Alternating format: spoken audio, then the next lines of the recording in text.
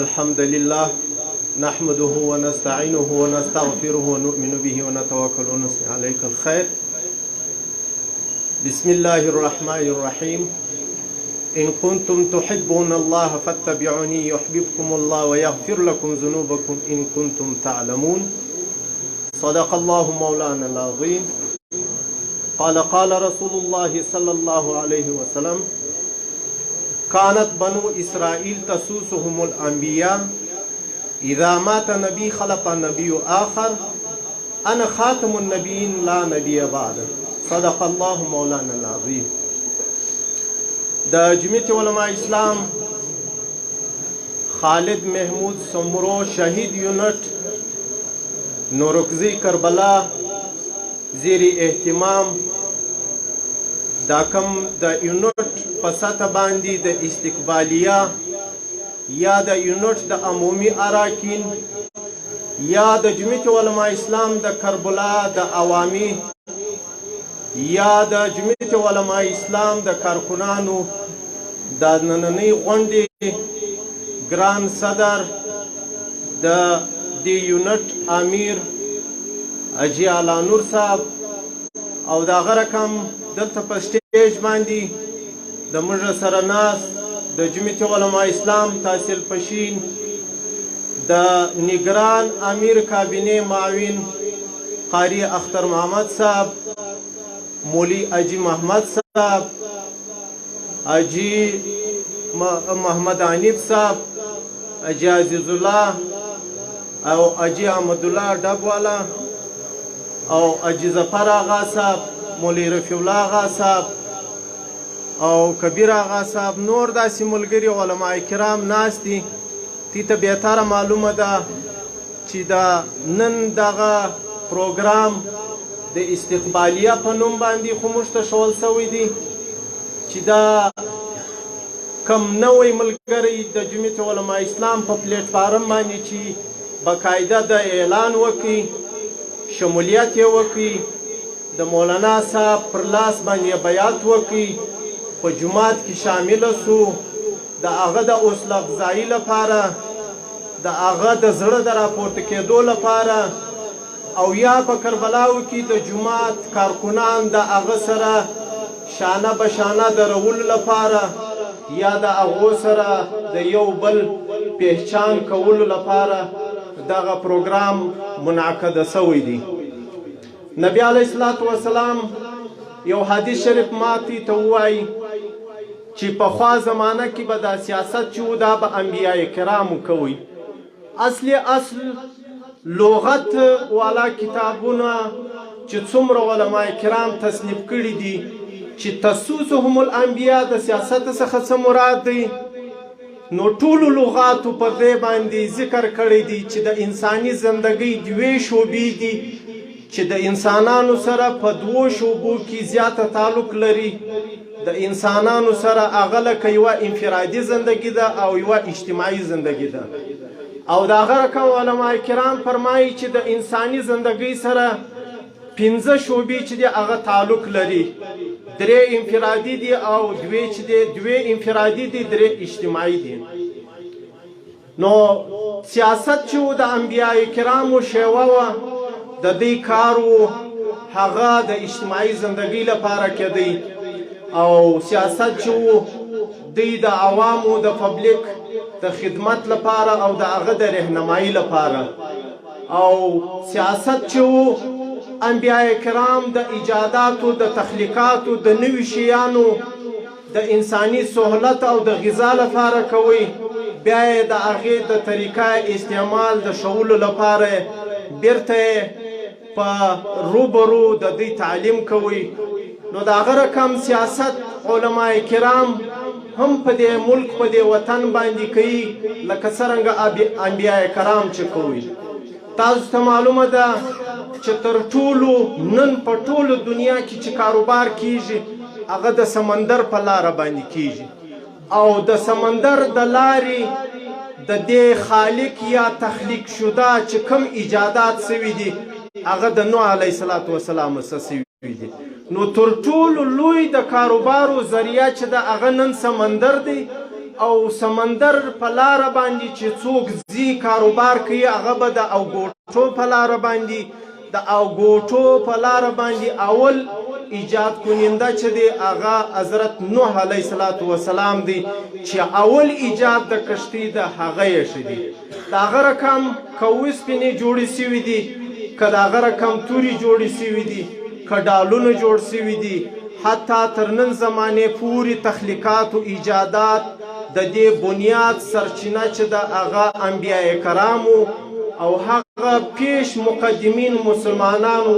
چې موږ ته یې دا لار راښولې ده نو سیاست چې دی دا د انبیاء کرامو کار دی علماء کرام چې دی هغه د هغې وارثین دي علماء کرام دا نه چې خامخا به د مدرسې وي یا به خامخا د مسجد وي هر هغه چاته عالم ویل کیږي چې دی په کلام الله په تفسیر باندې پوهیږي چې دی د نبی علیه السلام په سیرت و په سنت باندې با خبره وي او دی د موجوده زمانې د تخلیقاتو د ایجاداتو رهنمایي د قرآن او د سنت په روشنایي کې کولی سي هغه ته عالم ویل کیږي او چې څوک په هغه لاره باندې روان وي نو دې ته عالم با عمله ویل کیږي نو زه خبرې خو نه اوږدوم نور ملګري م را روان دي دغه رقم اوس اجاین الله صاحب چې صوبایي معاون اطلاعات سکرټري دي زموږ د صوبې د هغه به م راسي او دلته زموږ سره په سټیج باندې نور زموږ د تحصیل پشین ملګري ناست دي هغه به هم خبرې درته کوي نو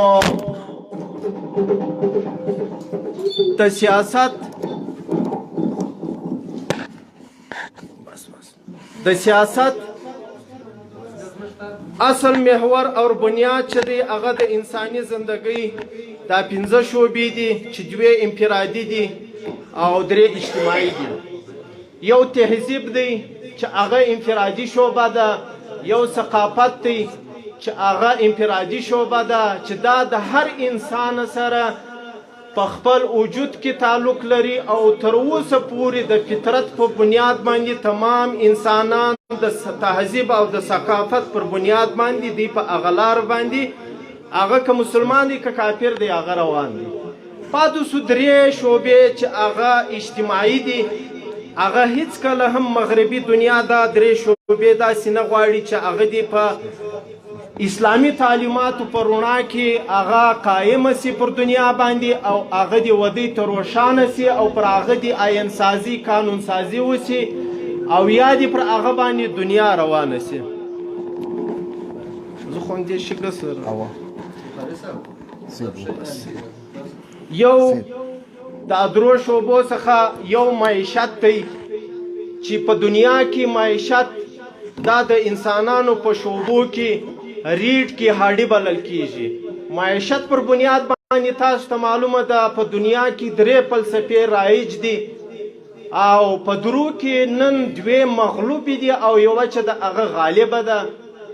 په معیشت کې چې دی دا د انسانانو لکه د ملا اډوکې د انساني زندګۍ په شعبو کې د هغه رقم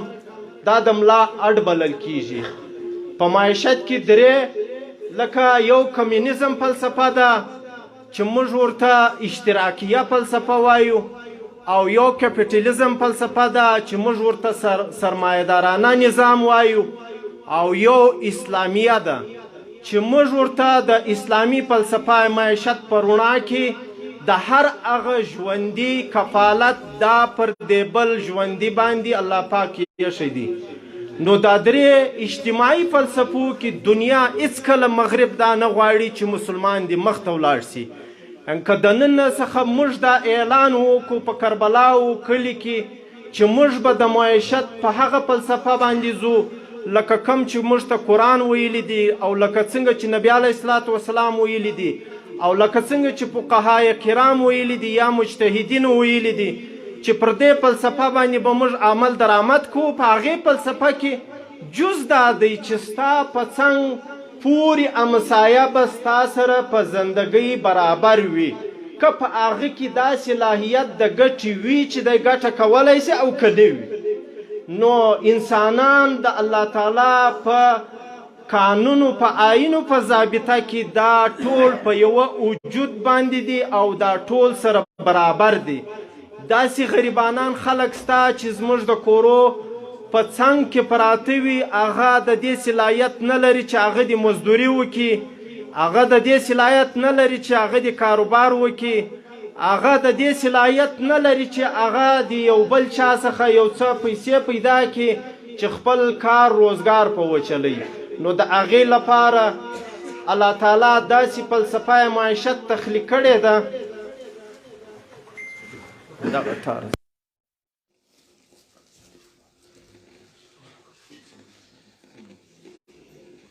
داسې فلسفه معیشت تخلیق کړې ده چې کم باصلاحیته انسان، کم هغه تجار انسان، کم هغه کاروباري شخص د الله تعالی د قانون د ضابطې په مطابق باندې دا بې صلاحیته چې صلاحیت په ده کې نه وي،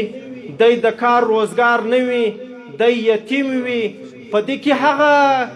صلاحیت نه وي، وجود نه لري چې دی د بل چا مزدوري وکړي، نو د اسلامي فلسفې په مطابق باندې دا سرمایهدار به دغه سړی د خپل ځان سره برابروي. چونکې نن ته ښه بهتره معلومه ده چې دومره په ذات تعداد باندې په بلوچستان کې وړه پراته دي، په بلوچستان کې پیاز پراته دي، په بلوچستان کې د زراعتو په بابت د انساني معیشت په برابر چې کوم شي ته ضرورت لري هغه پراته دي. خو سرمایهدار طبقې نن هغه اخیستې دي د خپلې سرمایې د بړاوېدو لپاره یا د خپلې سرمایې د زیاتېدو لپاره د دوی کوشش دا دی چې موږ و منډۍ ته په دومره قدر مقدار باندې دا شیان رایله کړو چې زموږ هغه ذخیره چې موږ یشه ده هغه 10 چنده و 15 چنده و موږ ته ګټه راورسوي. ځکه د قرآن فلسفه او د حدیثو فلسفه د فقها مجتهدینو فلسفه وسنی معیشت چې دی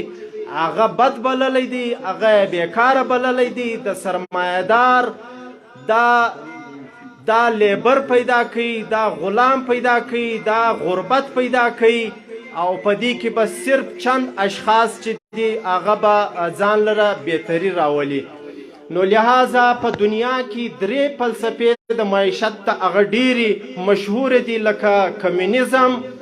چې موږ ورته مساوات وایي یا اشتراکیه فلسفه وایي، یو لکه کپیټالیزم لکه دا اوسنۍ سرمایهدار طبقه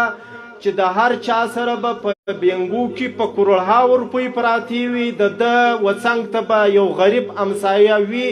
هغه به په کور کې کټونې وي بانده کړې او یا به قسم هم درته واخلي چې ما څو ورځې ډوډۍ هم نه ده پخ کړې. او یو چې د الله پاک پر دې انسان باندې وڅنګ ته که حیوان وي که په کور کې حیوان وي د دې کفالت هم الله پاک پر ده باندې ایښی دی. نو لہذا زموږ د جمعیت علما اسلام فلسفه هغه د معیشت په کلي کې یو څوک داسې وږی وي تږی وي ډوډۍ نه یې خوړلې، دا خو بیخي د اسلام د فلسفې سره دغه نه لري. نو لہذا جمعیت علما اسلام دغه فلسفه معیشت او دغه د انساني زندګۍ سره چې 15 شعبې دا د اسلام په ضابطه او په قانون دننه پر دنیا باندې رایجول غواړي او پر دنیا باندې تسلط ورکول غواړي. او دا هغه 15 شعبې دي چې د انساني فطرت عین سمون دي، لکه په حدیث مبارکو کې راځي چې دا قرآن شریف دا ضابطه قرآن چې دا یترتو علی فطرت انسان، دا عین د انسان په فطرت په مطابق باندې را نازله شوې ده. شیخ صاحب هم رالی، نور ملګري هم ډېر رالو. زه پر دغه خبرو باندې اختتام کوم. وما علینا